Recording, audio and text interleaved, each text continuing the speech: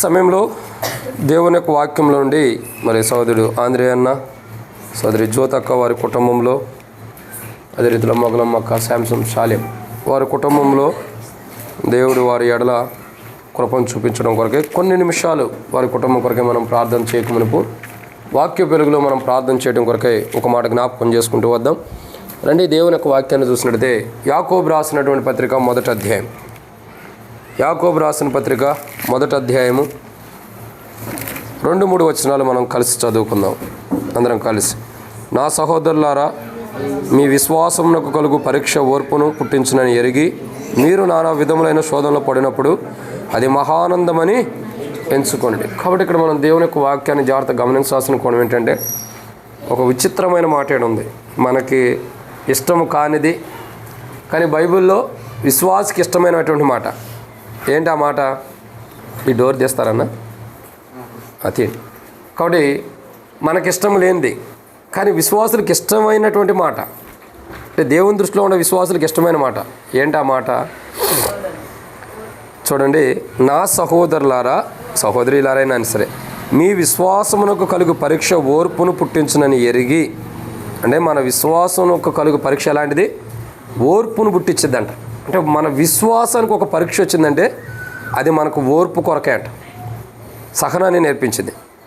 కాబట్టి మీరు నానా విధమైన శోధనలో పడినప్పుడు అది మహానందమని ఎంచాలండి. కొద్ది ముందులో జరగండి, మీరు ఇటు వచ్చండి, లేకపోతే శాంసంగ్, అరుణ్, సైకిల్, మీరు ఇటు రండి.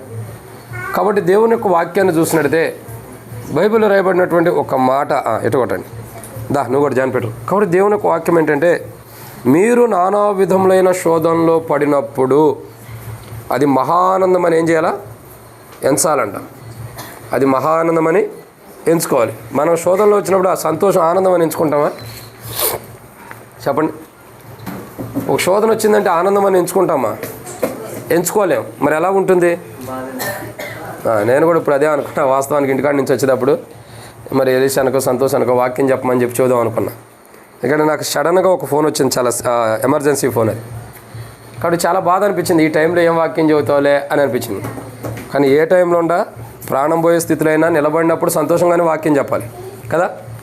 కాబట్టి ఇక్కడ ఒక మాట గుర్తుంచుకోవాల్సిన విషయం ఏంటంటే, మీరు నానా విధములైన శోధనలో పడినప్పుడు అది మహానందమని ఎంచుకోవాలంట.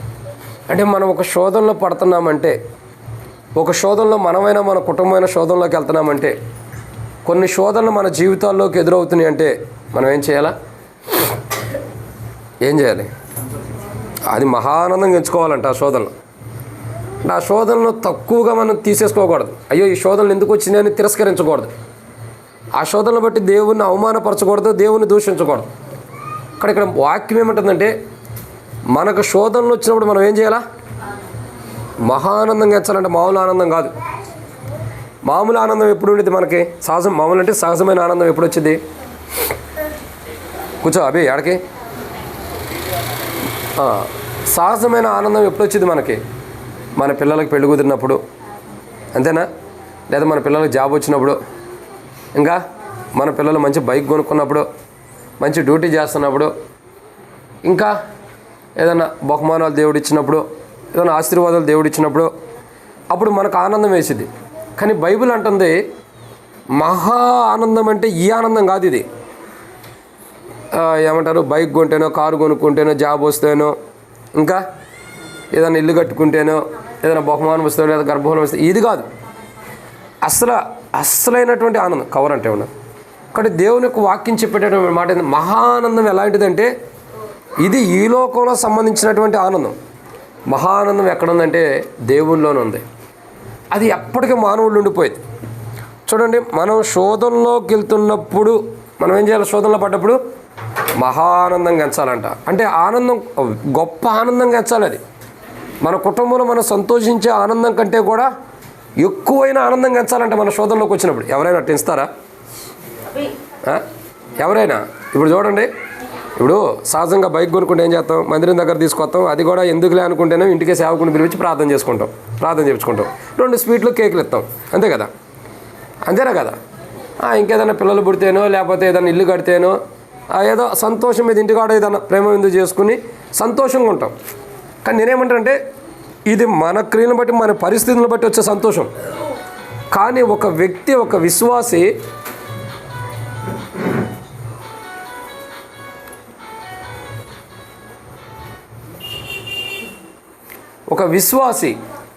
నిజంగా చెప్పాలంటే ఒక విశ్వాసి శోధనలో పడ్డప్పుడు భౌతికంగా తన కుటుంబంలో తనలో ఉండే ఆనందం కంటే ఇంకెక్కువగా ఆనందించాలంట. ఎప్పుడు ఆనందించాలా? ఎంతగా నేను అంటలా, ఎప్పుడు ఆనందించాలి? ఆలోచన చేసి చెప్పండి, ఎప్పుడు ఆనందించాలి? ఎప్పుడు? శోధనలో పడ్డప్పుడు ఎక్కువ ఆనందం ఉండాలంట.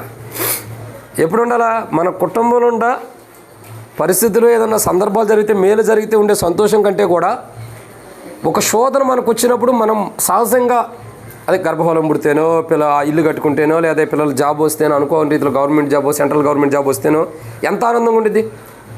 కానీ ఒక శోధన వస్తే దానికంటే ఎక్కువ ఆనందంగా ఉండాలంట. దేనికంటే ఎక్కువ ఆనందం? శోధన కాదమ్మా, నేను చెప్పేది ఏంటి, మీరు చెప్పేది ఏంటి? ఎప్పుడు వచ్చే ఆనందం కంటే ఎక్కువ ఆనందం. ఇక ఆనందం ఎట్లాంటిది? సహజంగా ఏదైనా వస్తువు కొనుక్కుంటే ఏం చేస్తాం? అందరినీ పిలిచి అమ్మ స్వీట్లు తీసుకోండి, బైక్ కొనుక్కున్నా, స్కూటీ కొనుక్కున్నా, కారు కొనుక్కున్నాను, లేదా ఇల్లు కట్టుకున్నాను, భోజనం పెట్టి ప్రేమేంది పెడతాం. ఇదో సంతోషం, ఆనందం. మహానందం ఎలాంటిదంటే ఎగిరి గంతులు వేసే అంత సంతోషం. అంతే మరి. అంటే ఒక వ్యక్తి శోధనలో కానీ క్రైస్తవుడు, మెయిన్ రక్షణ మారుమూసు బాప్తిసం పొందిన క్రైస్తవుడికి శోధన వచ్చినప్పుడు ఎలా ఉండాలా? అన్నా పాస్టర్ అన్న, మా ఇంట్లో శోధనలు వచ్చినాయి అన్న, కష్టాలు వచ్చినాయి అన్న, బాధలు వచ్చినాయి అన్న, ఇదిగా చెప్పాల్సింది. నవ్వుతూ చెప్పాలన్నా, మా ఇంట్లో ఈరోజు శోధన వచ్చింది, మా ఇంట్లో ఈరోజు శోధన వెలువడింది, ఈరోజు మా ఇంట్లో శోధన వచ్చింది, మాకు చాలా సంతోషం అనిపిస్తుంది అన్న అని అప్పుడు చెప్పినప్పుడు పాస్టర్ అన్న సంతోషిస్తాడు, దేవుడు ఇంకా సంతోషిస్తాడు. మనమేమో ఏందన్నా ఈ శోధన ఎందుకు వచ్చింది? ఎప్పుడు అనుకోలేదా? ఏదన్నా దేవుని పని చేసేటప్పుడు ఏదైనా గాయమైతే, నష్టమైతే, అనారోగ్యం వస్తే, అరే దేవుని పని చేస్తా కూడా ఇలాంటి అనారోగ్యాలు, ఇలాంటి నరకం, ఇలాంటి బాధలు ఎందుకు వస్తున్నాయి ఏ రోజు అనుకోకుండా ఉన్నామా? ఒక శోధనలో మనం ఏం చేస్తామంటే, శోధన వచ్చినప్పుడు బాధపడతాం, భయపడతాం, దుఃఖిస్తాం. కానీ బైబిల్లో ఉండ నిజమైన క్రైస్తవుడు ఎలా ఉంటాడంటే, శోధన వచ్చినప్పుడు మన ఇంట్లో ఉన్న సంతోషం కంటే ఎక్కువ సంతోషంగా ఉండాలంట. ఏం చేయాలా? ఇంట్లో ఉన్న సంతోషం కంటే ఇంకెక్కువ సంతోషం. బైబిల్ రాయబడుతూ వచ్చింది, శోధనలు రాక తప్పో, మీరు సహించగలిగినవే వస్తాయి, వాటికి మించిన శోధనలు మీకు రావు. మీరు సహింపలేనని శోధనలు మీకు రావు. కానీ శోధనల నుంచి తప్పించుకునే మార్గం కూడా చూపిస్తాడు. అంటే అర్థం ఏంటి? ఇప్పుడు మనం ఎందుకు మహానందంతో ఉండాలంటే, శోధనలు వస్తాయి కానీ అవి వచ్చి మనం సహించగలిగినవే వస్తాయి, అంతకు మించి ఎక్కువ రావు. ఆ సహించగలిగిన శోధనలో కూడా మనం ఏం చేయాలి? తప్పించుకునే మార్గం కూడా ఆయన చూపిస్తాడు. కాబట్టి మనం ఆనందించాలి. అంటే ఇక్కడ శోధన మనం భరిస్తలా, ఆయన అనుమతిస్తున్నాడు. ఆ శోధనలో కూడా వెళ్తే మానవుడు ఇప్పుడు మనం సహించగలిగిన శోధనలే మనకు వస్తున్నాయి. ఇప్పుడు నా వయసుకి, నా జ్ఞానమునికి, నా తెలివితేటలకు, నా విశ్వాసానికి ఎంత శోధనలు వస్తే నేను తట్టుకోగలుగుతాను అన్నీ వస్తాయి. ఇక అంత మించి రావు. ఎందుకంటే బైబిల్ అంటుంది మీరు సహించగలిగినవే. సో ఇక్కడ కూర్చున్న కుటుంబీకులు ఎవరైనా, ఆత్మీయులైనా, మనము మన వయసు, మన ఆత్మీయ జీవితం, మన విశ్వాస జీవితంలో దేవుని దృష్టిలో ఎంత ఉందో అంతకంటే ఎక్కువ శోధనలు మనకు రావు. ఎందుకంటే ఆ విశ్వాసానికి తగినటువంటి విధానంలోనే మనం ఏదైనా ఎదుర్కోగలుగుతాం. ఇక్కడ గమనించాల్సిన కోణం ఏంటంటే శోధనలు. కాబట్టి శోధనలు వచ్చినప్పుడు ఎలా ఉండాలా? ఆనందంగా ఉండాలి. ఎలాంటి ఆనందం? మహానందంతో ఉండాలి. ఎలా ఉండాలా? ఇప్పుడు గుర్తుపెట్టుకోండి. ఇక ఎప్పుడు మాకు కంప్లైంట్లు ఇవ్వద్దు. అన్న మా ఇంట్లో శోధన వచ్చింది, మా ఇంట్లో శోధన వచ్చిందని కంప్లైంట్ ఇవ్వద్దు. ఏమని చెప్పాలి? అన్న ఈరోజు మా ఇంట్లో శోధన వచ్చింది, దేవునికి వందనాలు, మీరు కూడా స్తుతించండి అని చెప్పండి. ఈరోజు మా ఇంట్లో భయంకరమైన శోధన వచ్చింది, భార్యాభర్తల మధ్యలో కొట్లాడుకున్నాం, దేవునికి వందనాలు ఈ శోధన వచ్చినందుకు, మీరు స్తోత్రాలు చెల్లించండి అని చెప్పండి. అవును, మేము దేవుని ఆరాధిస్తాం. ప్రభా పలానా ఆంధ్రే అన్న జ్యోతక్క తిట్టుకున్నారు, వీళ్ళు ఎప్పుడు తిట్టుకోరలేండి, ఊరినే చదువుతున్నా కాబట్టి వీళ్ళిద్దరు తిట్టుకున్నారు ప్రభా, వాళ్ళ కుటుంబంలో శోధన వచ్చింది, నీకు వందనాలు ప్రభా అని మేము కూడా స్తుతిస్తాం. ఎందుకు? ఆ శోధన ఇంకా బలపడటానికే తప్ప తక్కువ కాదు దాన్న. కానీ బలపడటానికే తప్ప తక్కువేమి కాదు. కానీ ఇక్కడ గమనించాల్సిన కోణం ఏంటి తెలుసా? శోధన వచ్చినప్పుడు మనం ఏం చేయాలి? శోధన వచ్చినప్పుడు మహానందంతో ఉండాలి, ఉత్తానందం కాదు. ఇల్లు కడితే ఎంత ఆనందం వచ్చిందో, ఇల్లు డెడికేషన్ అప్పుడు ఎంత ఆనందం ఉంది. రెండో ఒక మేకను తీసుకొచ్చి బలిచ్చేసేసాం, ఇచ్చారా? ఆ 2 గుర్తుండే. కానీ ఈ శోధన వచ్చినప్పుడు ఎంత మహానందం ఉందో చెప్పండి. ఇప్పుడు ఇల్లు డెడికేషన్ అప్పుడేమో 2 మేకలు ఇచ్చామన్నది గుర్తుంది. శోధన వచ్చినప్పుడు ఎంత మహానందంతో ఉన్నదైతే గుర్తులేదు. అసలు ఆనందం ఉంటేనే గుర్తుంటానికి. ఈరోజు గమనించాల్సిన ఏంటో తెలుసా, నేను అందుకే జ్యోతక్కని అడిగా, అక్క అసలు ఏం తీసుకోవాలో కాన్సెప్ట్ తెలియదు కదా అంటే ఏంటి, మేమేం బిజీగా అటు ఇటు బయటికి వెళ్ళి వచ్చి ఉన్నాం, కలవరం టెన్షన్తో ఉన్నాం. మళ్ళీ ఇంటికి రాగానే నాకు ఒక ఫోన్ వచ్చింది ఎమర్జెన్సీగా. అసలు ఈ టెన్షన్లో ఉండవు, ఏ వాక్యం చెప్పాలో ప్రభా ఏం చెప్పమంటామండి ఆలోచన చేస్తున్నప్పుడు అసలు జ్యోతక్క ఎందుకు పెట్టుకుంటుందో కూడికని అడిగా. ఊరకనే పెట్టుకుంటున్నాను. ఊరకనే అన్న వాక్యం ఏడుంది బైబిల్లో? లేదు కదా. మరి ఏం చెప్పాలి అంటే ఆ శోధనలు వస్తూనే పోతున్నాయి. అందుకే ఏం చేయాలి ప్రభు అంటే ఈ వాక్యాన్ని దేవుడు చూపించాడు. శోధనలు ఏం చేయాలి? మనం మహానందంగా ఎంచినప్పుడే దేవునిలో శాశ్వతమైన విధానంలో క్రీస్తు అనే బండపైన మనం నిలబడగలుగుతాం. శోధన మహానందంతో ఎంచిన వారు బైబిల్లో 2 వ్యక్తులు ఉన్నారు. నేను అందరూ చాలామంది ఉన్నారు, కానీ అందరిని చెప్పడానికి టైం లేదు. ఇక్కడ ఒక 2 వ్యక్తులే ఉన్నారు. శోధనని మహానందంగా ఎంచిన వారు 2 వ్యక్తులు ఉన్నారు, కానీ 2 ఒకే చోట ఉన్నారు. ఆ 2 వ్యక్తుల్లోనే ఒక 5 అనుభవాలు చూద్దాం. శోధనని మహానందంగా ఎంచిన వారు. సో 5 అంతల అనుభవాన్ని మనం చూడక మునుపు ప్రభు నడిపింపు కొరకు చిన్న ప్రార్థన. మమ్మల్ని మిక్కిలిగా ఎక్కువగా ప్రేమించిన ప్రియ పరలోకపు తండ్రి, పరిశుద్ధుడు అయిన దేవా, మీకు స్తోత్రములు. మీరు ఇచ్చిన కృపకే వందనాలు. కొన్ని నిమిషాలు వాక్యం ధ్యానిస్తున్న సహాయం చేయండి. దాసుడు కన్నా నిజమానుడి వైపు చూస్తున్నట్లు, దాసుడు కన్నా నిజమానురాల వైపు చూస్తున్నట్లు మీ దాసుడు మా ప్రియ సహోదరుడు ప్రభు ఆంధ్రే అన్న, జ్యోతక్క, అదే రీతిలో వారి కుటుంబంలో మరి మగులమ్మక్క వారి కుటుంబంలో ప్రభు ఈ రీతిలో చేరి తండ్రి శాంసంగ్ శాలెం వారి కుటుంబంలో మరి అనేకమైన శోధనలు వస్తున్నాయి, వెళ్తున్నాయి. అనేకమైన శోధనల నిమిత్తమే కొన్ని మాటలు వాక్యం ధ్యానించబోతున్న సహాయం చేయండి. ఈ శోధనలో ఇటువంటి పరిస్థితులు వచ్చినప్పుడు మహానందంతో మేము ఉండేవారుగా స్థిరపరిచి బలపరిచి మీకు మహిమ తెచ్చుకోమని నాతో మొత్తం మీరు మాట్లాడండి తండ్రి. మీ ఉద్దేశం మా పట్ల ఏవైతుండే సంపూర్ణ నెరవేర్చమని, ఈ కుటుంబానికి అవసరమైన మాటలు తెరవబడిన ఆకాశం అనుగ్రహించండి. ఆకాశం ఇప్పి పటసాలంత విస్తారమని పరిశుద్ధాత్మను అభిషేకించండి. ఈరోజు మా మేనమావ కూడా ప్రభా ఆపరేషన్ జరుగుతుంది తండ్రి. ప్రాణాపాయ స్థితి ఉంది, దాని నుండి మీరే తప్పించగలిగిన సామర్థ్యం కలిగిన దేవుడి మీరే కాపాడి ఆపరేషన్ సక్సెస్ అవడానికి కూడా సహాయం చేసి దేవా సజీవుడిగా మా మధ్యలో ఉంచమని, మీకు అది మీ చిత్తమైతేనే మీరే జరిగించి మహిమ పొంది కూడికి కూడా దీవించమని ప్రభు అయిన యేసుక్రీస్తు నామం పేరిట విశ్వాసంతో ప్రార్థిస్తున్నాం తండ్రి. కాబట్టి దేవుని యొక్క వాక్యాన్ని చూసినట్టయితే మీటింగ్ వేసుకోవద్దు. దేవుని యొక్క వాక్యాన్ని చూసినట్టయితే లోకంలో సామెత ఉంది, కూసే గాడిద వచ్చి మేసే గాడిదని జడగొట్టిందంట. కరెక్టేనా? చక్కగా కీర్తన వాక్యం వినేది, నువ్వు వచ్చి మళ్ళీ ఏదో చెబుతున్నావు. సరే, దేవుని యొక్క వాక్యాన్ని చూసినట్టయితే బైబిల్లో కొన్ని విషయాలు మనం జ్ఞాపకం చేసుకుంటాం. ఏంటి విషయాలంటే, శోధనలో ఉన్న ఒక క్రైస్తవుడు శోధనలు వచ్చినాయంటే అవి మహానందంగా ఎంచాలి. అప్పుడే క్రైస్తవుని యొక్క జీవితం ఆశీర్వాదకరంగా ఉంటుంది. ఆ మహానందంగా ఎంచిన క్రైస్తవుడు ఎవరు? శోధనలు వచ్చినప్పుడు మహానందంగా ఎంచిన క్రైస్తవుడు ఎవరు అంటే ఒక 2 వ్యక్తులు ఉన్నారు. 2 పేర్లు ఒకే చోట ఉంటాయి కంటిన్యూషన్గా. ఆ 2 వ్యక్తుల్లో 5 అంతల అనుభవాలు ఉన్నాయి. రండి, 5 అంతల అనుభవాలు చూసినట్లయితే అపోస్తుల కార్యములు 17వ అధ్యాయం. అపోస్తుల కార్యములు 17వ అధ్యాయం. ఈ సర్వసత్యాన్ని మనం గుర్తెరిగితే ఈరోజు మన జీవితం మొత్తం ధన్యకరమైన జీవితమే. అపోస్తుల కార్యములు 17వ అధ్యాయం 22వ వచనం.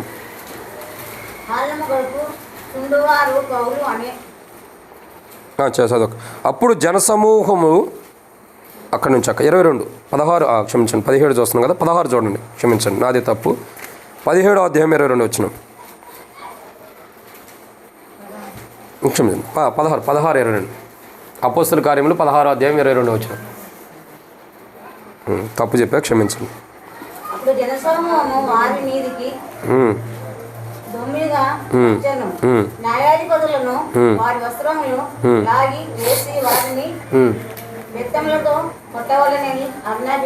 చాలమ్మా.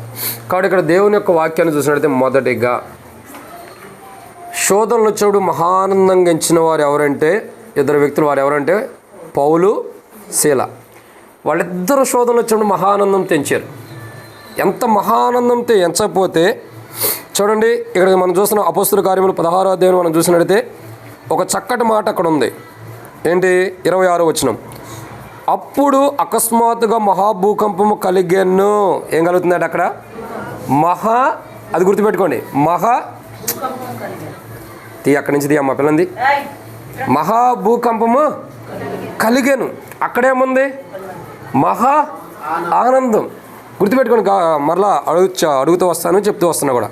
అక్కడ మహాభూకంపం కలిగాను, చెరసాల పునాదులు అదిరాను, వెంటనే తలుపులన్నీ తెరవబడాను, అందరి బంధకములు. ఎక్కడున్నప్పుడు బంధకాలు ఊడిని? మహానందంలో ఉన్నప్పుడు. శోధనలు వచ్చినప్పుడు ఎలా ఉండారు?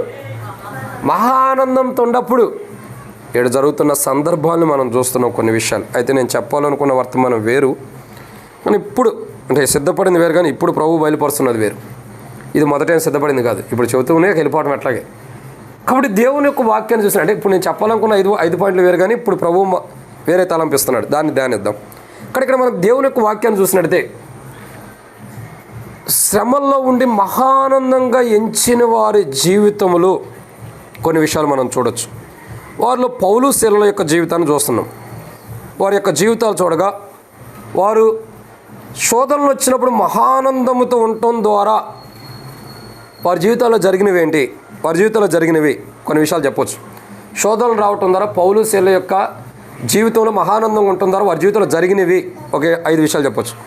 దాంట్లో మొదటి మాట 27వ వచనం. అపోస్తుల కార్యములు 16వ అధ్యాయం 27వ వచనం. అంతటా చెరసాల నాయకులు మేలుకొని చెరసాల తలుపులన్నీ చూడండి 26 ఉంది.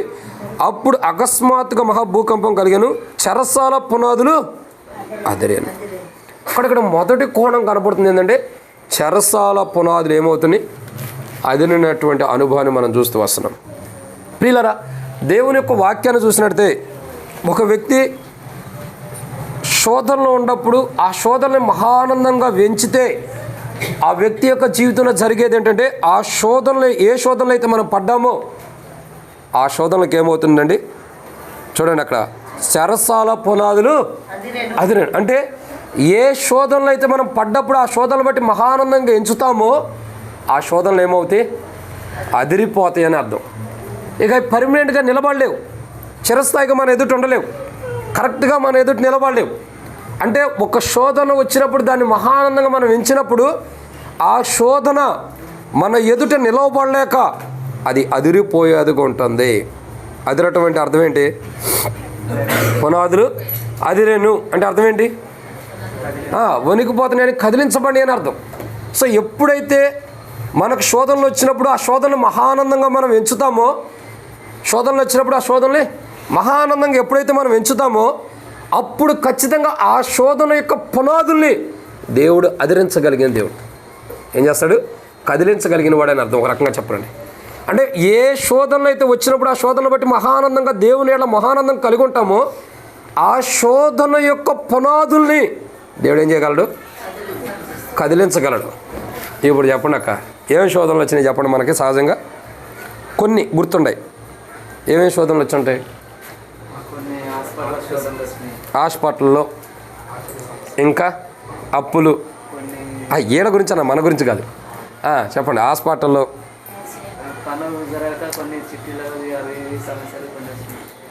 కొన్ని వాటర్ ఇవ్వండి. సరే, దేవుని యొక్క వాక్యాన్ని జాగ్రత్తగా గమనించినట్టే బైబిల్లో రాయబడినటువంటి ఒక మాట చూసినట్టే కొన్ని శోధనలు మనం చెప్పే అన్నీ కూడా ఈ శోధనలు కూడా కాదు, నిజం చెప్పాలండి. కానీ మన శోధనలు అనుకుంటున్నాం. సరే, దేవుని కొందనాలు ఏదో ఒకటి. కానీ ఇక్కడ గమనించాల్సినటువంటి ఒక కోణం ఏంటంటే ప్రియులారా, బైబిల్లో చెప్పేటటువంటి మాట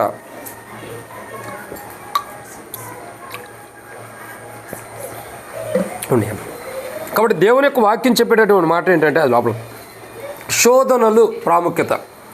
ఈరోజు మనం గమనించాల్సిన కోణం ఏంటంటే ఒక శోధన మన జీవితంలోకి వచ్చినప్పుడు దాన్ని బట్టి మహా ఆనందంగా ఎంచాలి మనం.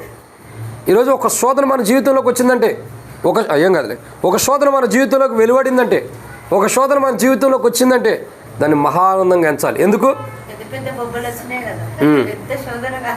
సరే, పెద్ద పెద్ద బొబ్బలు వచ్చినాయి ఈ శోధనే, చిన్న చిన్న బొబ్బలు వచ్చినా ఈ శోధనలే, కంట్లో నలచబడిన శోధనే, చేతికి గాయమైన శోధనే, ఏదైనా శోధనే కాదు నేను అంట్లా. ఈ శోధనలు వచ్చినప్పుడు మనం ఏం చేయాలా? మహా ఆనందంగా ఎంచాలి. ప్రభువా ఇదిగో బైక్ మీద నుంచి పడ్డా నీకు వందనాలు శాంసన్. మమ్మీ బైక్ మీద నుంచి పడ్డందుకు దేవుడికి వందనాలు చెప్పేవా? ఇదేంటి దేవుడు ఎట్ట చేసాడు అన్నావా?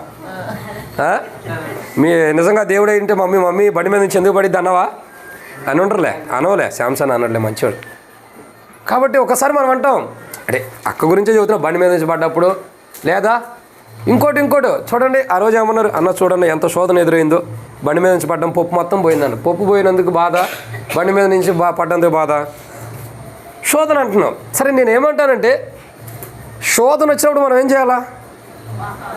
ప్రభా ఇప్పుడు బండి మీద నుంచి పడ్డా, నీకు మహావందనాలు ప్రభా, నీకు స్తోత్రాలను దేవుని ఆరాధించాలి. ప్రభా నీకు కృతజ్ఞతలు, నేను ఈ బండి మీద నుంచి పడ్డా ప్రభా. మనం చేస్తామా? ప్రార్థన చేశారా, ఆరాధన చేశారా? అది. సో ఇక్కడ ఎట్లా ఉంటుందంటే ఒక శోధన మనకు వచ్చినప్పుడు మనం ఆనందించాలి. మహా ఆనందం కంటే మన కుటుంబంలో వచ్చే ఆనందం కంటే కూడా ఎక్కువ ఆనందంగా మనం ఉన్నప్పుడు, ఎక్కువ ఆనందాన్ని మనం కలిగి ఉన్నప్పుడు ఖచ్చితంగా మన జీవితాలు ఏం జరిగిద్ది? ఏ శోధన అయితే మన ఎదుటికి వచ్చి నిలబడిందో దాన్ని కదిలించగలిగిన వాడు మన దేవుడు.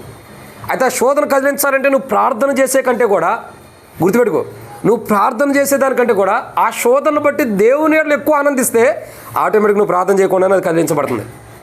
అవునా కదా? ఇక్కడ రాయబడిన మాట ఏంటి చూడండి, యాకోబు రాసిన పత్రిక 1వ అధ్యాయం 3వ వచనం ఏం రాయబడుతూ వచ్చింది? 2-3 వచనాల్లో మీరు శోధనలోకి వచ్చినప్పుడు మహానందం అని ఎంచాలంటే ఆ శోధనను బట్టి ప్రార్థన చేయమని ఉందా? మొరపెట్టమని ఉందా? మరి ఏమనుంది అక్కడ? శోధనలు వచ్చినప్పుడు ఆనందించాలంట. అంటే ఒక శోధన వచ్చినప్పుడు నువ్వు సంతోషిస్తే ప్రార్థన చేయవసరంలా. ఒకవేళ దేవుడి చిత్తమే దేవుడి హృదయంలో ప్రేరేపిస్తే చెయ్యి. కానీ ఒక శోధన వచ్చినప్పుడు నువ్వు ఆనందంగా కానీ ఉంటే, ఆ శోధన బట్టి నువ్వు ఆనందిస్తే ఖచ్చితంగా నువ్వు ఆనందించే ఆనందాన్ని బట్టే ఆ శోధన యొక్క పునాదులు పెలిగించబడతాయి. ఇప్పుడు చెప్పండి, అక్కలు అన్నలు ఏడు ఉండారు కదా, మన ఇంట్లో ఎన్ని శోధనలు రావట్లా? భయంకరమైన శోధన భరిస్తుంది ఎవరంటే ఏడు ఉండేవాళ్ళు. రానక్కే చెప్పింది మొదట, చేయత్తమంటే మొదట ఆమె ఎత్తింది. అదే కదా, నా భర్త తాగొస్తున్నాడు, నా భర్త తిడుతున్నాడు, నా భర్త బూతులు ఆడతాడు, నా భర్త గొడవలు ఆడతాడు, కొట్లాడుతూ గల్లీలో పెద్ద గొడవ చేస్తాడంట. ఏ రోజన్నా దేవా నా భర్త ఇట్ట చేస్తాడు నీకు వందనాలు ప్రభు ఏ రోజన్నా అన్నామా? సంతోషించాము అలా చేసినందుకు? సిగ్గుపడతాం. అయ్యో నా భర్త ఉండి ఇట్ట చేస్తున్నాడని సిగ్గుపడతాం. కానీ బైబిల్ అంటుంది, ఒక్కసారి నీకు వచ్చిన శోధనను బట్టి నువ్వు దేవుని యందు మహానందం కలిగి ఉంటే ఆ శోధన యొక్క పునాదులు కదిలిస్తాడంట. ఏ శోధన అయితే మన ఇంట్లో పునాదులు వేసుకుని ఉందో ఆ శోధన యొక్క పునాదులు కదిలించబడి అంటే పునాదులు కదిలించబడి అంటే కూలిపోయిద్దని అర్థం. పునాదులు కదిలించబడితే ఏమైంది? ఇప్పుడు భూకంపం వచ్చిందనుకో, ఇల్లు మొత్తం చక్కగానే ఉంటాయా? మరి అదే కదా ఇప్పుడు చెప్పే మాట అదే. ఒక శోధనలో మహానందంగా మనం ఎంచితే ఆ శోధన యొక్క పునాదిని ఏం చేస్తున్నాడు దేవుడు? అదిర చేస్తున్నాడు, అంటే కదిలిస్తున్నాడు. అప్పుడు శోధన ఏమైపోతాయి? ఇంకా మనకు దగ్గర రావాలన్నా కుదరదాయి. చూడండి, ప్రతి క్రైస్తవుడు కూడా శోధన వచ్చినప్పుడు ఖచ్చితంగా మహానందంగా మీరు ఎంచుకోండి. ఆ శోధన మీ ఎదుట నిలవకోకుండా దేవుడు చేయగలుగుతాడు. ఎప్పుడు? నేను ప్రార్థన చేశానన్నా కాదు, ప్రార్థన మనం విశ్వాసంగా చేస్తాం, లేకపోతే ఏదో బాధ వచ్చిందని ప్రార్థన చేస్తాం, అది కాదు. మహానందంగా ఎంచు. ప్రభా ఈరోజు నాకు శోధన వచ్చింది, నీకు కృతజ్ఞతలు. ఎక్కువసేపు ఆరాధన చేయ, ఆ యొక్క శోధన బట్టి ఎక్కువసేపు దేవుని ఘనపరచు, దేవుని స్తుతించు, గొప్పగా ఎంచుకో. ప్రభా ఈ శోధన వచ్చింది నీకు వందనాలని. అప్పుడు ఆ శోధన నువ్వు తీసేయమని అడగవసరలా. నువ్వు దేవుణ్ణి మహానందంగా దేవుని ఎడల కలిగి దేవుణ్ణి ఆ యొక్క ఆనందాన్ని బట్టి ఘనపరిచిన విధానంలోనే మనకు వచ్చిన శోధన యొక్క పునాదులు ఏమవుతాయి? కదిలించబడతాయి. ఇప్పుడు చెప్పండి, కరెక్ట్గా చెప్పండి, మన ఇంట్లో శోధనలు పోవట్లేదంటే కారణం ఏంటి చెప్పండి? చెప్పాలి. నీకేం శోధనలు ఉన్నాయమ్మా నీ ఇంట్లో? ఇంకా పెళ్ళే కాలేదు, నీకేం శోధనలు అంటే పెద్దవాళ్ళు చెప్పండి. మన ఇంట్లో శోధనలు ఎందుకు పోవట్లేదు చెప్పండి? మెయిన్ రీజన్ ఏంటంటే ఆ వచ్చిన శోధన బట్టి మనం దేవుని మహానందంగా దేవుని సన్నిధిలో ఉంటున్నా. కానీ పౌలు శీలలో వారికి వచ్చిన శోధన బట్టి ఏం చేశారు? చెరసాల్లో వేపడ్డారు, కాళ్ళు చేతులు కట్టేశారు. ఇంకా వాళ్ళ చరిత్ర అసలు నేను చెప్పాలనుకున్న 5 పాయింట్లు చదువుతున్నా చూడండి. మొదటగా వాళ్ళని వారి మీదకు దుమ్ముగా వచ్చారు. 2 వారి కాళ్లకు బొండ వేసి బిగించారు 24వ వచనంలో. 20వ వచనంలో 19వ వచనంలో అధికారుల దగ్గరికి ఈడ్చుకుపోయారు. చూడండి 23వ వచనంలో వారు చాలా దెబ్బలు కొట్టారంట. 22వ వచనంలో చూడగా లాగివేసి వారి వస్త్రం లాగివేసి బెత్తంతో కొట్టారంట. అసలు మెయిన్ రీజన్ ఇది. అంటే ఇలాంటి పరిస్థితిలో ఉండి చివరికి వాళ్ళు చెరసాల్లో వేయడం కాళ్ళు చేతులు కట్టేసినప్పుడు కూడా ఏం చేస్తున్నారు? ఆనందంగా ఉన్నారు. ఫస్ట్ చెప్పాల్సింది ఏంటంటే ప్రభువా ఏం చేస్తున్నారు? కీర్తనలు పాడుతున్నారు. ప్రార్థించు కీర్తనలు పాడుతున్నారంట. అంటే దేవుని గణపరుస్తున్నారు. ప్రభా నీకు వందనాలు, నీకు స్తోత్రాలు ప్రభా, ఈ శోధన వచ్చింది నీకు వందనాలు. అందుకే నేను మొన్న కూడా చెప్పా, మనం అపోస్తుల క్షమించండి రోమిలకు రాసిన పత్రిక దగ్గర నుంచి మనం చదువుకుంటూ వెళ్తాం, కానీ పౌలు రాసిన పత్రికలు, కానీ పౌల్లాగా మనం జీవించాం, పౌల్లాగా మనం ఉన్నాం. ఎందుకని? పౌల్లాగా శ్రమల్లో మహానందంగా ఎంచితేనేగా మనం పౌల్లాగా ఉండేది. అదే పౌలు అంటాడు, నేను క్రీస్తుని బోలి నడుచుకున్న ప్రకారం నన్ను బోలి నడుచుకోండి అంటే ఏదో పౌలు వెళ్ళి నేను కూడా వెళ్తున్నానంటాం కాదు, గుడ్డెద్దేలు చేయబడ్డాడు కాదు. ఎట్లా వెళ్ళాలా? పౌలు ప్రతి శోధనను కూడా మహానందంగా ఎంచాడు. ఈ శోధన నాకు మంచిదే, ఈ శోధన నాకు మేలే, ఈ శోధన ద్వారా నాకు దేవుడు ఏదో మేలు చేస్తున్నాడని మహానందంగా ఎంచాడు చెరసాల్లో వేయబడిన. అది ఆ శోధన బట్టి మనం ఏం చేయాలా? ఆనందంగా ఎంచాలి. ఇది మొదటిది. ఇక్కడ ప్రియులారా పౌలు యొక్క జీవితంలో శోధనలు వచ్చినప్పుడు మహానందంగా ఎంచడం ద్వారా, పౌలు కానీ శీల కానీ శోధనలో వచ్చినప్పుడు మహానందంగా ఎంచడం ద్వారా వారు ఎదుటికి వచ్చి వారి జీవితాల్లోకి వచ్చిన శోధన యొక్క పునాదుల్ని దేవుడు కదిలించాడు. ఈరోజు ప్రతి శోధనను బట్టి మనం మహానందంగా దేవుని ఎడల కలిగి ఉంటే మనకు వచ్చిన శోధన యొక్క పునాదులు కదిలించగలడు. ఇక రెండో మాటను చూద్దానండి, రెండో విషయాన్ని చూద్దానండి. ఇంకా 2-3 నిమిషాలే ఉంది. రెండవ మాట అపోస్తల కార్యములు 16వ అధ్యాయం. అపోస్తల కార్యములు 16వ అధ్యాయం మనం చూసినట్లయితే మరి ఇప్పుడు రెండవ కోణం 26వ వచనం. అపోస్తల కార్యములు 16వ అధ్యాయం 26వ వచనం.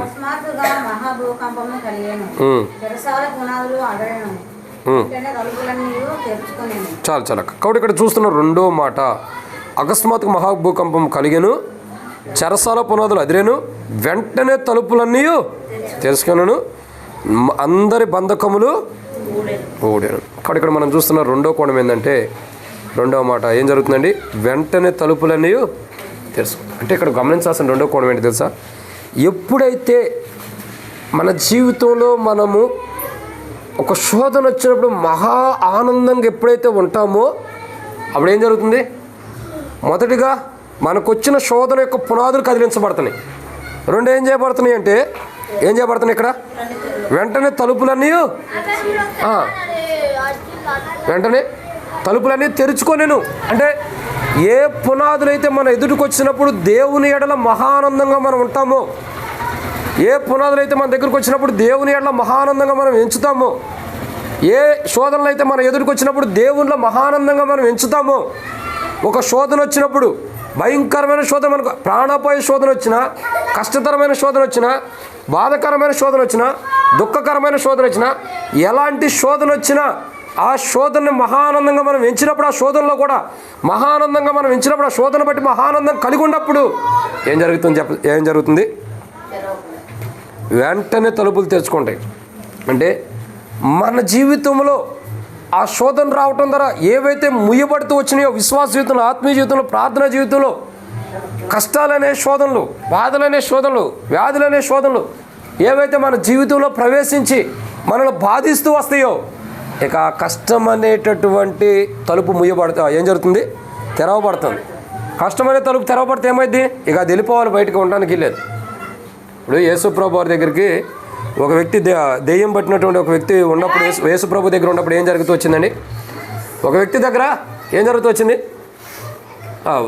క్షమించండి, ఒక వ్యక్తి దగ్గర కాదు, యేసుప్రభు వారి దగ్గరికి ఒక దెయ్యం పట్టిన ఒక వ్యక్తిని తీసుకొచ్చారు. అతనిలో ఉన్న దెయ్యాన్ని ఏం చేశాడు దేవుడు? ప్రభు నువ్వు ఈయనలోనే ఉండి అన్నాడా? వెళ్ళిపోమన్నాడు. అంటే అర్థం ఏంటి? తన జీవితంలో ఉన్నటువంటి దెయ్యానికి తలుపులు తెరిచాడు. ఆయన హృదయంలో నువ్వు ఉండటానికి వెళ్ళలేదు, నువ్వు పొమ్మన్నప్పుడు అది ఏమైపోయింది? వెళ్ళిపోయింది. అంటే ఇక్కడ గమనించాల్సిన కోణం ఏంటంటే, ఒక శోధన మన జీవితంలోకి వస్తున్నప్పుడు, మన కుటుంబంలోకి వస్తున్నప్పుడు, మన ఇంట్లోకి శోధన వస్తున్నప్పుడు, నేను ఎప్పుడు చెబుతా వస్తాను, ఇంటికి సమాధాన గృహం అని ఒక బోర్డు పెట్టండి. ఏం పెట్టాలా? బోర్డు. నేను వచ్చి ఎప్పుడు కూడి పెట్టినా కానీ చెబుతానే ఉంటాను. సమాధానం ఇంట్లో ఉండాలంటే, నెమ్మది ఉండాలంటే, ఆనందం ఉండాలంటే ఫస్ట్ ఆ బోర్డు ఉండాలి. కానీ ఇక్కడ దేవుని యొక్క వాక్యం ఏంటంటే, ఎన్నో శోధనలు మన ఇంట్లోకి, మన కుటుంబంలో ప్రవేశించవచ్చు.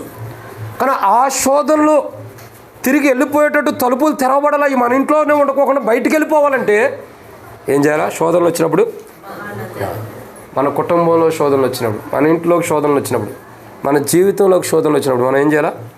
వాటిని మహానందంగా మనం ఎంచాలి. ప్రభా, ఈ శోధన వచ్చింది, నీకు వందనాలు. ఈ శోధన వచ్చింది, నీకు స్తోత్రాలు. ఈ శోధన వచ్చింది, నీకే మహిమ కలుగును గాక ప్రభు అని మన జీవితంలో శోధనలు వచ్చినప్పుడు దేవుని ఎడల మహానందం కలిగి ఉన్నప్పుడు ఆ శోధనలు మన ఎదుట నిలవకోకుండా వాటిని దేవుడు కదిలిస్తాడు. ఆ శోధనలు వెళ్ళిపోవడానికి దేవుడు ద్వారములు తెరుస్తాడు. ఎందుకంటే ఆ శోధన మనలోకి ఉండకోకుండా బయటికి వెళ్ళిపోవడానికి ద్వారాలు తెరుస్తాడు ఆయన. ఆ ద్వారం దగ్గర ఆయనే కాపులాగా ఉంటాడు. ఇక మళ్ళా శోధన మన జీవితంలోకి రాకుండా. అడే ఇప్పుడు ఎన్ని శోధనలు వచ్చినా మనం ఏం చేయాలి? దీన్ని బట్టి ఆనందించాలి. ప్రభా, ఈ శోధన వచ్చింది, నీకు వందనాలు. ఈరోజు మన ప్రార్థన ఎందుకోసం అంటే, ప్రభా, ఈరోజు చెబితే కొద్దిగా డిఫరెంట్గా ఉండిద్దేమో కానీ ఇదే ప్రార్థన చేయండి. ఏమని? ప్రభా, నా ఇంట్లో నా కుటుంబంలో శోధన వచ్చినప్పుడు నేను మహానందంగా ఉండే జీవితం నాకు ఇమ్మని ప్రార్థన చేయండి. ప్రార్థన చేయడానికి వచ్చిన మనం కూడా ఏం చేయాలా? జ్యోతక్క, ఆంధ్రేయ అన్న వారి కుటుంబంలో ప్రభా శోధన వచ్చినప్పుడు వాళ్ళు మహానందంగా ఉండటానికి సహాయం చేయ ప్రభా, మహానందంగా ఉండడానికి సహాయం చేయ ప్రభు అని నేను మటుకైతే ఏడుస్తూనే ఉండాలి ప్రభు అని ప్రార్థన చేయవాకండి. అర్థమవుతుందండి?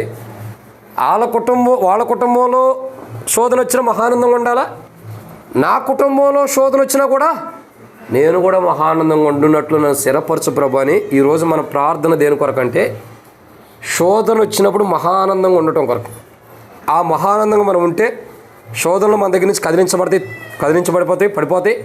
మన దగ్గర నుంచి అవి ద్వారం తెరవబడి వెళ్ళిపోతాయి మన దగ్గర నుంచి. అక్కడ అలాగ శోధనలు వచ్చినప్పుడు మహానందంతో మనం ఉండటం కొరకే ప్రార్థన చేయాలి. మూడో విషయం చూద్దాం. 2 విషయం అయిపోయింది. 3 అపోస్తుల కార్యములు 16 అధ్యాయం 26 వచనం.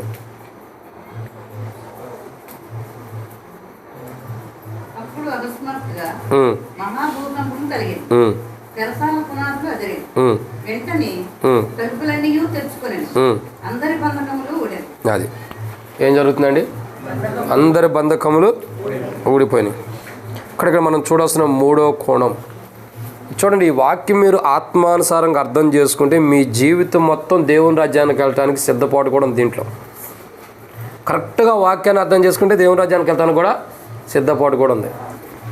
చూడండి, ఒక శోధన వచ్చినప్పుడు దాన్ని మహానందంగా ఎంచితే ఏం జరుగుతుంది? ఒక శోధన వచ్చినప్పుడు మహానందంగా ఎంచితే ఏ శోధన అయితే మన జీవితంలోకి వచ్చిందో అది అదిరిపోతుంది, అంటే కదిలించబడుతుంది. 2 ఏం జరుగుతుంది అంటే తెరవబడుతున్నాయి. అంటే అర్థం ఏంటి? ఆ శోధనలన్నీ కూడా మన దగ్గర నుంచి వెళ్ళిపోతున్నాయి. అవి మన దగ్గర ఉండుకోకుండా బయటికి నెట్టివేయబడుతున్నాయి. 3వదిగా ఏ శోధనలు అయితే మనల్ని పట్టుకుని ఉండయో, అంతేనాక చేతికి గాయములనే శోధనలు కానీ, మనసుకు పట్టినటువంటి శోధనలు కానీ, దేహానికి అయినటువంటి శోధనలు కానీ, ఏ శోధనలు మనకు వచ్చినా మనం ఆ శోధనలో మహానందంగా ఎంచితే అవి ఏం జరుగుతున్నాయండి? ఊడిపోతున్నాయి అంట. ఏం జరుగుతున్నాయి?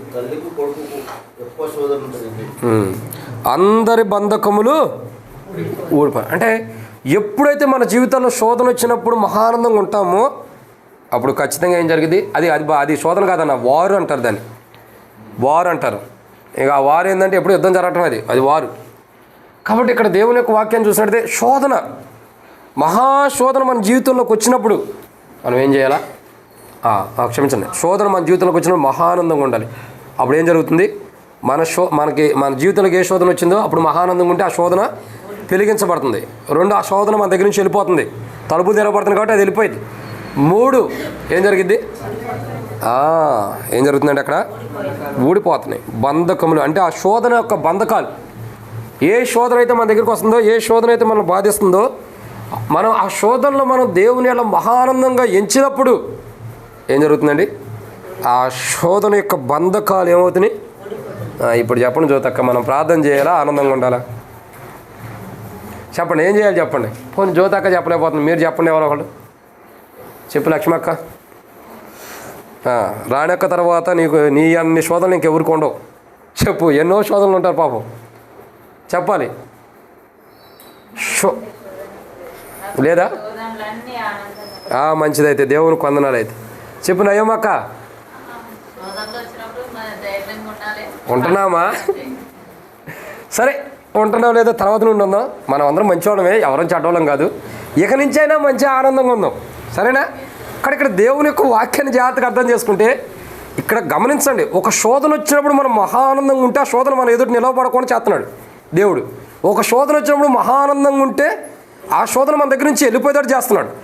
ఒక శోధన వచ్చినప్పుడు మనం మహానందంగా ఉంటే ఆ శోధన మనల్ని ఎంత పట్టుకున్నా ఆ శోధన మన నుంచి వెళ్ళిపోయేటట్టుగా ఏం చేస్తున్నాడు, దాన్ని వదిలి వెళ్ళిపోయేటట్టు చేస్తున్నాడు ఆ శోధనని. అంటే మనం ఇక్కడ ప్రార్థన చేస్తున్నారా, ఏం చేస్తున్నారు, ఆ శోధన బట్టి ఆనందిస్తున్నారు. పౌలు శీలలు చెరసాలలో వేయబడినప్పుడు ఏం చేశారు, ఏం చేస్తున్నారు, ప్రార్థించుచు కీర్తనలు పాడుతూ సంతోషంగా ఉంటారు. చూడండి, కాళ్ళు కట్టేసి చేతులు కట్టేసి చెరసాల్లో వేసిన సంతోషంగా ఉంటారు. ఇంకాళ్ళు వాళ్ళ ఆనందాన్ని చూసుకుంటే వాళ్ళ శోధన చూసుకుంటే మన శోధన ఎంత గొప్పది చెప్పండి. మన శోధన ఎంత గొప్పగా ఉంటుందంటే యేసు ప్రభు కంటే కూడా మనమే ఎక్కువ బరువు శిలువను మోసినట్టు ఉంటాం. మనం ఎంత భారంగా ఉంటాం తెలుసా, యేసు ప్రభు కంటే కూడా, యేసు ప్రభు వారి కంటే కూడా ఎక్కువ శిలువ నేనే మోసి ప్రపంచం అంతటి కొరకు అంత భారంగా ఉంటాం మనం. ఏం లేదు, అసలు ఏం మొయ్యలా, శిలువే మొయ్యలా. శిలువ మోస్తే శోధనలో ఎందుకు ఆనందంగా ఉన్నాం.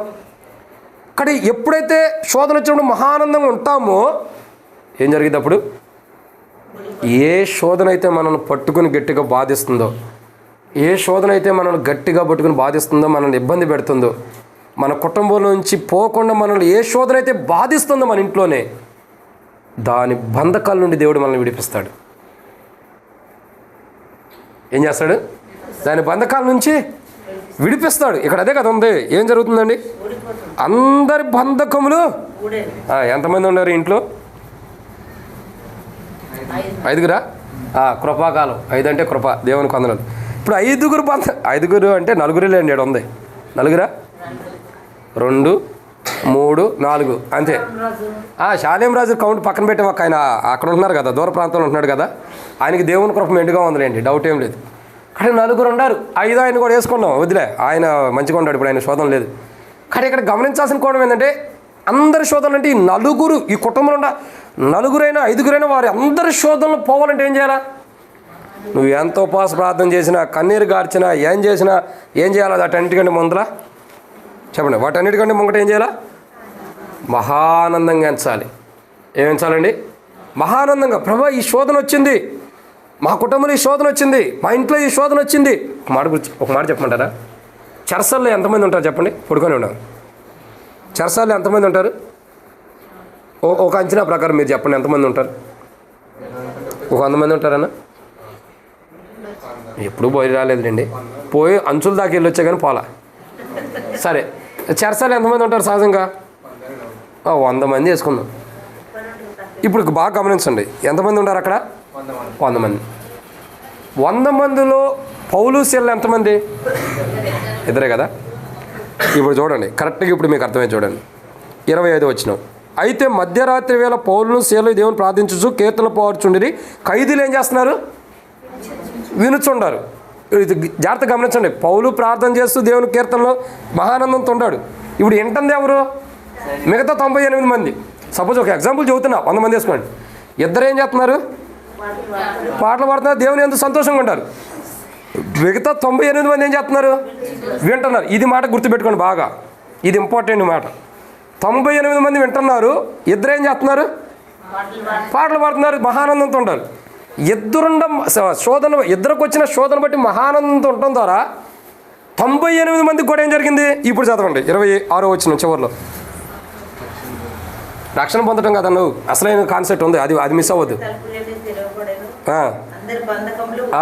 ఇప్పుడు చెప్పండి, ఎంతమంది బంధకాలు ఊడిపోయినాయి, అసలు శోధనలు వచ్చిన మహానందంగా ఉంది ఎవరు, 2 ఉంటే మిగతా 98 మందికి బంధకాలు ఎలా ఊడిపోయినాయి.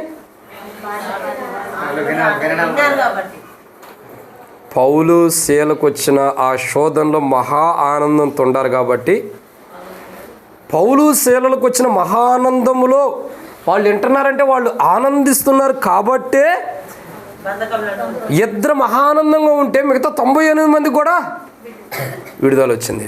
ఇప్పుడు చెప్పండి అక్క, 100 మందికి 2, 100 మందికి 2 వేసుకుందాం. 2 శోధన వచ్చినప్పుడు మహానందంగా ఉంటే మిగతా 98 మందికి విడుదల వస్తుంది. ఇప్పుడు ఇంట్లో ఎంతమంది,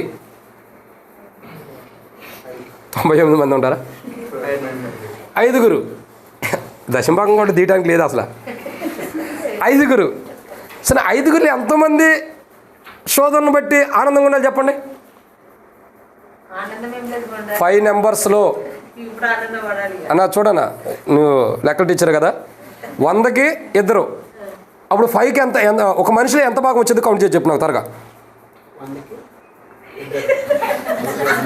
100 మందికి 2 అన్న, 5గురికి ఆ 100 మంది 2 లెక్కన వేసుకుంటే ఎంత భాగం వచ్చేది ఒక్క మనిషిలో?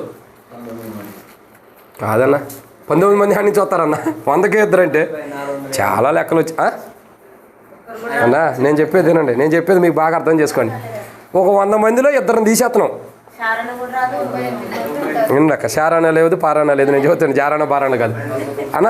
గమనించు, 100 రూపాయల్లో 2 రూపాయలు తీసేస్తున్నాం అంటే అర్థం ఏంటి? 98 మంది అంటే 98 మంది సాటి అయినప్పుడు 5గురికి ఒక మనిషిలో ఎంత సాటి అయింది? ఎందుకు చెబుతున్నానంటే 100 మంది లేడా, కనీసం 50 మంది అని అంటే ఒకడు ఉంటే చాలు అనేవాళ్ళం. ఆ ఒక్కడు 50 మంది కూడా లేదు కదా, ఉందా 5గురు అంటే ఒక మనిషి కూడా పూర్తిగా అవసరంలా. మరి ఎంత కావాలి మానవుడిలో, ఎంత కావాలి మానవ శరీరంలో, దేహంలో? అది నేను అడిగేది. ఇప్పుడు అర్థమైంది మీకు? అర్థమైతే సమాధానం ఇవ్వండి. శాంసన్ లెక్కలు వచ్చా?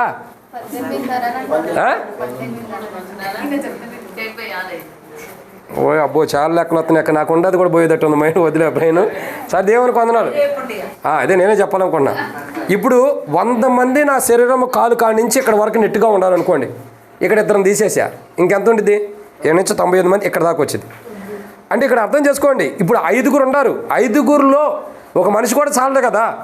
అంటే 5గురికి మహానందం కలిగి ఉండాలంటే ఎంతవరకు ఉండాలి 5గురిలో? దాన్నే బయస్సు ప్రభావాలు చెబుతూ వచ్చాడు. ఒక మనిషిలో ఆవగింజంత విశ్వాసం ఉండేనను కొండెల్లి సముద్రంలో పడమంటే అది ఆవగింజ. అర్థమైందండి? కౌంటింగ్ చేయండి అంటే లెక్కల టీచర్ నాయంగా చూస్తున్నారు, సెక్రటరీ నాయంగా చూస్తున్నాడు, బిజినెస్ వాళ్ళు నాయంగా చూస్తున్నారు, ఇంకే నేనేం చెప్పేది అర్థమవుతుందండి. కనీసం ఆవగింజంత మహానందం శోధనలో మనకు ఉంటే ఎంత? ఆవగింజ ఒకటి తీసుకురాపమ్మ వెళ్ళి, ఉందా ఆవగింజలు? ఒకటి తీసుకురండి చూద్దాం. ఎంత? ఆవగింజ. ఆవాలు శాంసన్ తెలుసా? తీసుకురా. ఈ అక్కెళ్ళి ఏం తెచ్చిద్దో చూడండి. ఆవాలు తెమ్మంటే జీలకర్ర తెచ్చిద్దాం కాదు, కీర్తన పంపించినా బాగుండేది. వద్దులే, ఒకటే తెమ్మంది. తీసురామ్మా. తెలుసుగా పరమానంద శిష్యులు అందరూ కూడా ఏడే ఉంటారు, నాకు తెలుసు కొంతమంది. కాబట్టి ఆవగింజంత విశ్వాసం ఉండినను కొండెల్లి సముద్రంలో పడమంటే పడినప్పుడు, కొండంత శోధన మన జీవితంలోకి వచ్చినప్పుడు ఆవగింజంత మహానందం మనలో లేదని అర్థం. అక్కడ ఉంటే ఏమో చూడు, ఓడి తేడానికి కష్టమే. ఇది తెచ్చావాక, అదిగో ఆవగింజ కనపడుతుందా మీకు? అది కనపడుతుందా? అది అంత మహానందం ఉంటే చాలు మనకి. ఇప్పుడు నీకు అర్థమవుతుందండి, ప్రతి విశ్వాసకి అర్థమైంది. నేను ప్రాక్టికల్గా చూపించా. ఆవగింజ అంటే ఎంత ఉందో చేతిలో పట్టుకుంటే కనపడతలా. అంత మహానందం ఉంటే చాలు. మన దేహం ఎంత ఉంది అంత ఆనందం కాదు, కనీసం ఆవగింజంత మహానందం ఉందా ఏమైంది? ఎన్నో బంధకాల నుండి మనం విడుదల పొందుతాం. ఏడు ప్రార్థన గురించి అవట్లా, ఏం చేస్తాం? ఎన్నో బంధకాల నుండి. ఇప్పుడు చెప్పండి, ఆవగింజంత ఆనందము వచ్చే శోధనలో మనకు లేదు కాబట్టి ప్రతి శోధనకు మనం బాధపడిపోతున్నాం. ప్రతి శోధనకు ఏం చేస్తున్నాం? ఈరోజు గమనించాల్సిన కోణం ఏంటి? టైం అయిందా? అయిపోయింది. కాబట్టి 3వ మాట ఏంటి? 3వ మాట విడుదల. అంటే ఒక క్రైస్తవుడు వచ్చిన శోధనలో మహానందంగా ఉంటే, మహానందం కనీసం ఆవగింజంతన్నా మహానందంగా ఉంటే, తనకి ఏవైతే బంధకాలు, శోధన అనే బంధకాలు తను బంధించి ఉండేవో, లేదా ఏదైతే వారిని బంధించబడి వారి శోధనలో కొట్టిమెట్లాడుతున్నారో ఆ భయంకరమైన శోధన నుంచి మనం బయటకు వస్తాం. ఎంత ఉండాలా? ఆవగింజంత మహానందం ఉండ చాలు. భయంకరమైన శోధనలో నుండి కూడా మనం కొట్టగలుగుతాం, బయటకు వచ్చేస్తాం. అన్నిటిని జయించుకుంటూ బయటకు వస్తాం. పౌలు మమ్మారు ఓడబద్దలైపోయి రేకు మీద ఉన్న అనుభవం ఉంది. ఎంత విశ్వాసం ఉంది? రేకు కొద్దిగానే ఉంది, కానీ ఆవగింజంతా దేవుని ఎలా ఉన్న మహా ఆనందంతో కూడిన విశ్వాసం ఉంది కాబట్టి సముద్రంలో నుండి ఒక రేకు మీద బయటకు వచ్చాడు. ఎలా వచ్చాడు? ఒక రేకే ఎలా కాపాడింది పౌల్ని? అదే ఆ శోధనలో మహానందం దేవుని ఎడల. అందుకే ఆ సముద్రముల గురించి కూడా, నీటిని గురించి కూడా హోసన్న గారు ఒక పాట రాస్తాడు, చాలా బాగుంది. జలరాశులన్నీ ఏకరాశిగా నిలిచిపోయేనే నీ జనుల ఎదుట. అవి భూకంపాలే అయినా పెను తుఫానులే అయినా, అవి భూకంపాలే అయినా పెను తుఫానులే అయినా. తర్వాత నీ కృపయే కనుక వింటారు కానీ ఆడ గుర్తుండిద్ది. కాబట్టి తెలుసులేక అయిపోయింది. కాబట్టి ఎన్ని శోధనలు వచ్చినా, ఎన్ని తుఫాన్లు వచ్చినా, ఎన్ని ఒడిదుడుకులు వచ్చినా, ఆవగింజంత శోధనలో ఆ ఆవగింజంత మహానందం ఉంటే చాలు, వాటిల్లో నుంచి అట్లా పైకి లేవనెత్తుతాడు దేవుడు. ఎంత ఈరోజు మనం గమనించాల్సింది అది. ఆవగింజంత మహానందం ప్రభు ఎడలుంటే ఎలాంటి బంధకాలు నిన్ను బంధించినా మరణంలో నుండి ఆయన జీవంలోకి తీసుకొస్తాడు, లేవనెత్తుతాడు. ఒకసారి చచ్చిపోయాడు అనుకున్న వాడిని కూడా పైకి లేవనెత్తగల సామర్థ్యం కలిగిన వాడు మన దేవుడు. మనం ఏం చేయాలా? ఆవగింజ. జస్ట్ ఇంత మహానందం దేవుని ఎడల. నీ బంధకాలు, నీ శోధనలు, నిన్ను పట్టుకుని పీడిస్తున్న శోధనలు నీ నుండి విడుదల పొందాలంటే ఆవగింజంత మహానందం ఉంటే చాలు దేవుని ఎడల. ఆ శోధన బట్టి ప్రభు ఈ శోధన వచ్చింది చాలు ప్రభా, నీకు వచ్చింది, ఈ శోధన వచ్చింది నీకు వందనాలని ఆవగింజంతటి విశ్వాసం ఉంటే చాలు, దేవుడు అద్భుతం చేస్తాడు. ఈరోజు ఆ అవగింజంత మహానందం మనకు లేదు కాబట్టే ఈరోజు శోధనలు వస్తే మనం భయపడుతున్నాం, శోధనలు వస్తే బాధపడుతున్నాం, శోధనలు వస్తే దుఃఖపడుతున్నాం. ఏం జరిగిద్ది, ఏమైద్దో బాధపడుతున్నాం. ఇంత మహానందం. మన దేహం కుండా శరీరం ఎంత ఎక్కువ ఉంది, 60 కేజీలు 70 కేజీలు ఉంది. కనీసం తూకానికి కూడా రాదు ఒక ఆవగింజ. తూకం పెడితే వచ్చిద్దా? అది అంత మహానందం ఉంటే చాలు, మన జీవితం ధన్యమైపోయింది. ఏ శోధనలు అయితే మనల్ని పట్టి పీడిస్తున్నాయో వాటి నుండి మనం విడుదల పొందుతాం. అందుకే ప్రియులారా గుర్తెచ్చుకోండి, ఒక జ్యోతక కుటుంబానే కాదు, ఆంధ్రేయన జ్యోతక కుటుంబానే కాదు, మనందరూ కుటుంబాల్లో కూడా అవసరం. జస్ట్ ఏం కావాలా? శోధన వచ్చినప్పుడు ఆ శోధన బట్టి నువ్వు మహానందపడితే చాలు. ఆ శోధన పెలిగించబడుతుంది, ఆ శోధన నీ దగ్గర నుంచి వెళ్ళిపోతుంది. ఆ శోధన నిన్ను బంధించిన బంధకాల నుండి ఆ శోధన నిన్ను వదిలేసి నీ దగ్గర నుంచి దూరంగా వెళ్ళిపోయింది. ఆ శోధన నువ్వు విడుదల పొందుతావు. ఏం చేయాలా? ఆవగిందంతా జస్ట్ కొద్దిగా మహానందం ఆ శోధన బట్టి ఉంటే చాలు. ఒకటే నేను చెప్పదలిసేది, ఒక శోధన వచ్చినప్పుడు దాన్ని బట్టి నువ్వు ఆనందించు. ప్రభా ఈ శోధన వచ్చింది, నీకు వందనాలు, ఈ శోధన వచ్చింది, నీకు స్తోత్రాలు ప్రభా, ఆనందించు చాలు. ఒక్క శోధన బట్టి నువ్వు ఆనందించు. నీ జీవితం ఎంత అమోఘంగా ఉండిద్దో చూడు, ఎంత ఘనమైనదిగా ఉండిద్దో చూడండి. బైబిల్ అన్ని మర్మాలు తెలుసుకోవడం మన జీవితం చాలదు. తెలుసుకోవడానికి చచ్చిపోయినంతవరకు కూడా మనం ఎన్ని తెలుసుకున్నా ఇంకా కొత్తగానే వచ్చింది బైబిల్ కొండ కొత్త ధన్యత ఏంటి? బైబిల్ కొండ కొత్తదని కాదు, ఎప్పుడు ఉండేది. బైబిల్ కొండ ధన్యత ఏంటి తెలుసా? ఒక కత్తి ఉంటుంది, చాకో కత్తి ఉంటుంది. కత్తి నూరే కొందిన ఏమొచ్చింది? బైబిల్ అంతే. నువ్వు ఎన్ని వాక్యాలు తీస్తే అంత పదునుగా వచ్చేసింది, సంవత్సరాలు. మనం చచ్చిపోయిన తర్వాత కూడా బైబిల్ ధ్యానించినా ఇంకా నునుపు తీరం వచ్చింది. అదే బైబిల్ అంటే. నువ్వు ఎంత ధ్యానించినా, ఎంత చదివినా ఏ రోజుకి ఆ రోజు బైబిల్కి రూపాంతరం వచ్చేది, నునుపుదనం వచ్చేసింది, కొత్తదనం అంతే. అసలు ఇదేంది మనం చదివినట్టు ఉంది కదా, ఇదేంది అన్న ఫీలింగ్ కలగదు. అదే బైబిల్ అంటే. బైబిల్ అంటే ఊరనే బైబిల్ కాదు, దీనికి ఉన్న పేరే పరిశుద్ధ గ్రంథం. ఊరకనే ప్రపంచంలో ఎన్నో గ్రంథాలు ఉండే, కానీ ఒక్క బైబిల్ మాత్రమే హోలీ బైబిల్, పరిశుద్ధ గ్రంథం. నిజంగా ఎంత గొప్ప ధన్యత. ఎందుకు పరిశుద్ధ గ్రంథం అంటే, నువ్వు ఎంత తవ్వితే అంత నునుపు వచ్చింది బైబిల్లో. కొత్తదనం కనబడతానే ఉంటుంది నునుపు అంటే. జీవితం మొత్తం చచ్చిపోయేంత వరకు కూడా ఒక్కొచ్చినవే చదువు, ఒక్కొచ్చినవే మనం చనిపోయేదాకా చదివినా దాంట్లోనే కొత్తదనం వచ్చింది, రోజు చదివినా.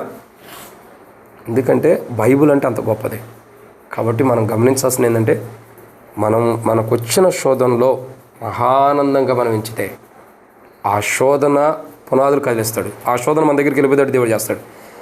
మన దగ్గరికి వెళ్ళిపోయేటట్టు కదా, మన దగ్గర నుంచి వెళ్ళిపోయేటట్టు ఆ శోధన మనల్ని వదిలిపెట్టి వెళ్ళేటట్టు దేవుడు చేయగలడు. ఇప్పుడు మనం ఏం చేయాలా? ఆ శోధనను ఏం చేయాలా?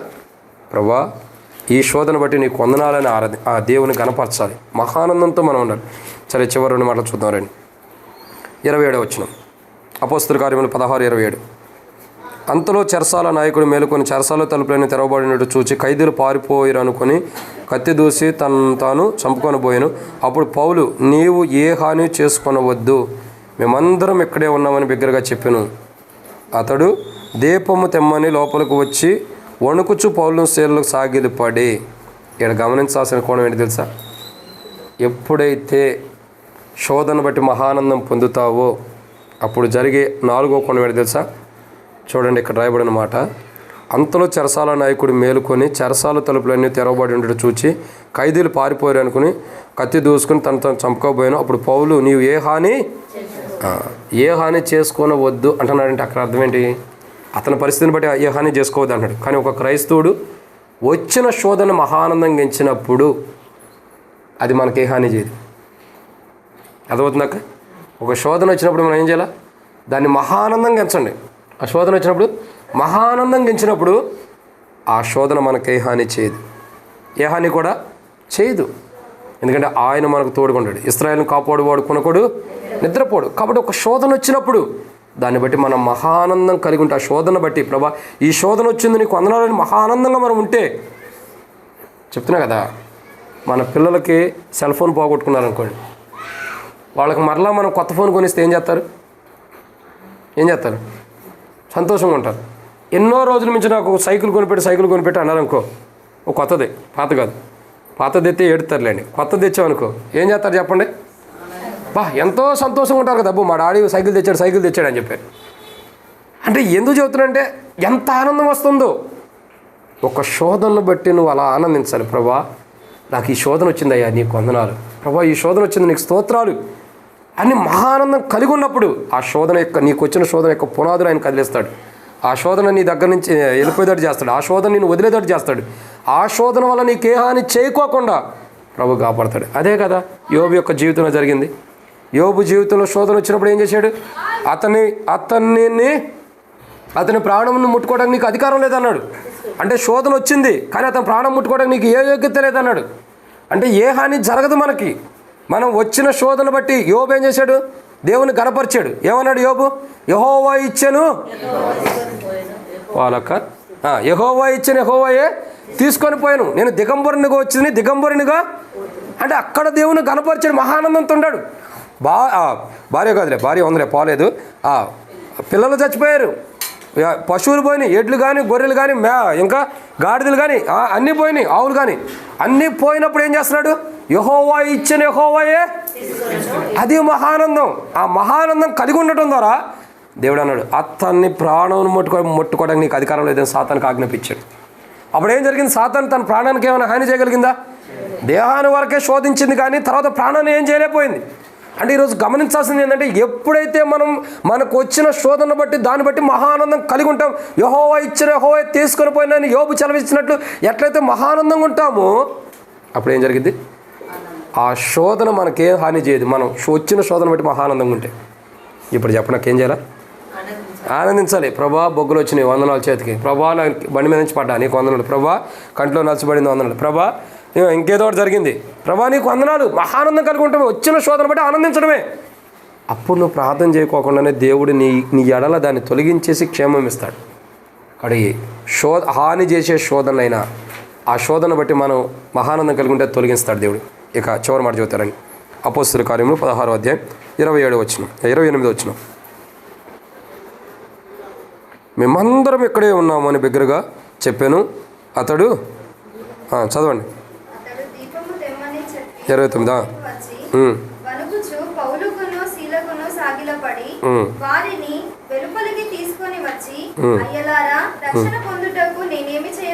చాలమ్మ. కాబట్టి ఇక్కడ మనం చూస్తున్నటువంటి మాట ఒక మాట చూడండి. ఇంకో శోధన ఎలా ఉంటుందంటే ఒక్క మాట చెబుతా. ఒకటి ఈ కోణంలో కూడా అర్థం చేయండి. శోధన మన ఎదుట పునాదులు వేసుకుని ఉంటుంది, దాన్ని పలిగించగలడు ఆయన మహానందం ఉంటే. ఆ శోధన మన ఇంట్లోనే ఉంటుంది, దాన్ని బయట తరిమేగలడైన మహానందంగా మనం ఉంటే. ఒక శోధన మనం బంధించిద్ది, దాని నుండి ఆ శోధన మనల్ని విడిచిపెట్టి వెళ్ళిపోవాలంటే మహానందంగా ఉండాలి. ఒక శోధన మనకు హాని చేసేది ఉంటుంది, ఆ శోధన నుండి మహానందం, ఆ హాని చేసే ఏదైతే హాని జరుగుతుందో దాన్ని బట్టి మనం మహానందంగా ఉన్నప్పుడు ఆ శోధన నుండి దేవుడు విడిపిస్తాడు, ఆ శోధన మన దగ్గర నుంచి తీసేస్తాడు. 5వ మాట ఇక్కడ రాయబడిన మాట ఏంది? తనను తాను చంపుకోబోయేను. ఏం చేస్తున్నాడండి? తను ఎవరు చంపుకోబోతున్నాడు? చెరసాల నాయకుడు, అంతే కదా. అంటే అది ఒక శోధన వచ్చింది ఆయనకి. ఏమొచ్చింది? శోధన. కానీ ఆ శోధనలో పౌలు నిలబడి చదువుతున్నాడు, నువ్వేం టెన్షన్ పడద్దు, నువ్వు చచ్చిపోవద్దు, అందరం వేడే ఉన్నాం అంటాడు. అంటే ఇక్కడ అర్థం ఏంటంటే మనల్ని చంపే శోధనలు మన దగ్గరికి రావచ్చు. ఏ శోధనలు? మనల్ని చంపేవి. మన ప్రాణం తీసుకునే శోధనలు మన దగ్గరికి వస్తాయి. ఏమొస్తాయి? మన ప్రాణాన్నే తీసుకోవటానికి ఇష్టపడే శోధన మన దగ్గరికి వచ్చింది. మన ప్రాణాన్ని లాక్కోవటానికి శోధన వచ్చింది మన దగ్గరికి. ఒకటి గుర్తుపెట్టుకోండి, ఏ శోధన మన ప్రాణం తీయడానికి అధికారం లేదు.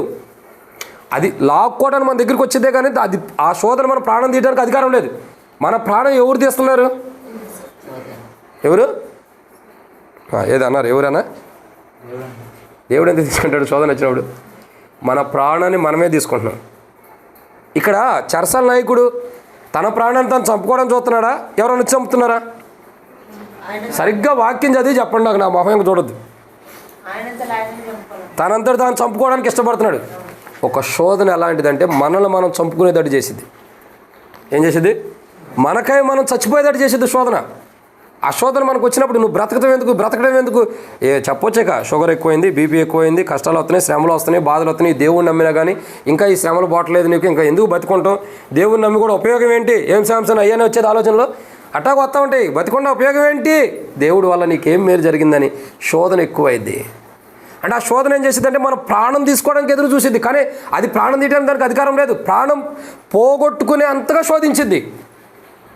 కానీ ఆ శోధనలో మనం ఏం చేయాలా? ఆనందించాలి. ప్రభువా, ఇదిగో సాతానుడు వచ్చి నా ప్రాణం పోయేటట్టుగా నన్ను శోధిస్తున్నాడు, నా ప్రాణం పోయేటట్టుగా శోధిస్తున్నాడు. అయినా నీ వందనాలు ప్రభువా, నా ప్రాణం పోయినా నీ దగ్గరికే కదా వచ్చేది. ఎక్కడికి వెళ్తుంది నా ప్రాణం? ఎక్కడికి వెళ్తుంది? నా ప్రాణం నీ దగ్గరికే కదా ప్రభు వచ్చేది, ఇంకెక్కడికి వెళ్తుంది? నాకెంత సంతోషం.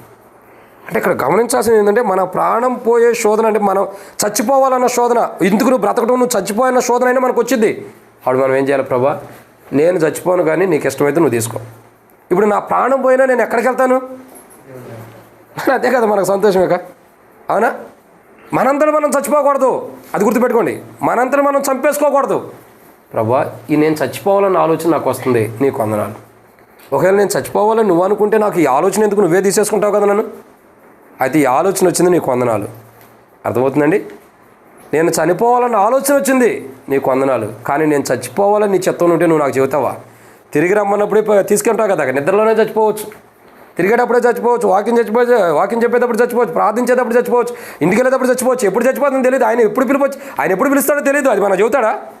చెబితే చిత్తపడి ఉంటాం కదా, దేవుని రాజ్యానికి వెళ్తాను, పాపాలన్నీ ఒకసారి ఒప్పుకుంటాం కదా, జీవితంలో చేసిన పాపాలన్నీ ఒకేసారి ఒప్పుకుంటాం. అందుకని నేను చెప్పడు, అదే పరలోకానికి పోవేమన్న భయంతో కూడా ఒప్పుకుంటాం కొన్ని కూడా. కానీ ఇవి ఉంటాయి. అందుకే ఆయన ఏమంటాడు? నీ టైం అయిపోయింది రా అంటాడు త్వరగా. ఇవన్నీ చెప్పడు, నీ టైం అయిపోతుంది త్వరగా సిద్ధపరచుకొని కాదు, నువ్వు రా బయలుదేరి ఇంటికి అంటాడు.